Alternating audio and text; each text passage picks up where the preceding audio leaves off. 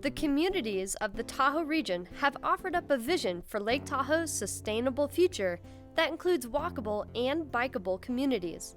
Whether it's the Lakeside Trail in Tahoe City, bike and pedestrian improvements on Highway 50 in the South Shore, or the start of the State Line to State Line bike trail on the East Shore, these types of projects seem to be talked about all the time. So have you ever wondered what it takes to design streets for pedestrians and bicyclists? The Tahoe Regional Planning Agency and the Tahoe Metropolitan Planning Organization presented a one-day class to learn about bicycle and pedestrian facility design. The class wasn't just for traffic engineers and local planners. Bicycle advocates and community leaders were interested too, because public involvement is often key to enhancing transportation options and upping community livability. Topics included planning factors that impact walkability and bikeability, designing on-road bicycle facilities, designing pedestrian crossings, and road diets. Michael Ronkin and Michael Moll, both experts in the field, led the class. Well, the main issue regarding planning factors is basically distance. Walking is a mode that, if you think in terms of people who usually want their trips to be between 10 and 15 minutes long, so you think of how far you can walk in 10 or 15 minutes, how far you can bike in 10 or 15 minutes, then you have to start thinking of proximity. You want the destinations that serve your daily needs to be close enough so they can be within a reasonable walking or biking trip.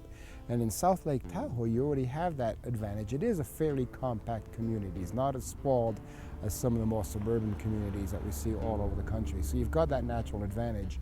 You also have the natural advantage of natural constraints. You got the lake and you got the mountains. You're kind of forced to use the space that you have very well.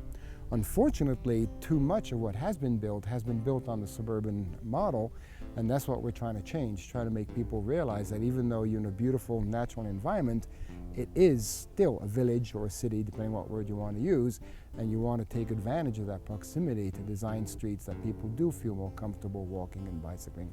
People are afraid of change of any kind, right? I mean, a lot of people just don't want change to happen, and I think the aspects there really are to just have appropriate public involvement.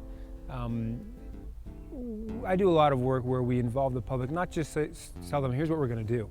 That's the wrong way to make change, right? The best way is to say, we're planning to improve the community. We want to revitalize this portion of South Lake Tahoe or this portion of wherever. And so our goal is to improve the community. So bring people into meetings and workshops with that being the goal. Give them some instructions, essentially through PowerPoints or presentations about here's some ideas that have worked in other places, and let the community then design or decide and draw on maps what they think makes sense for their communities and how they want to change the community. Then you get buy-in from the residents, and you don't have to you're not forcing things down someone's throat. You get buy-in up front.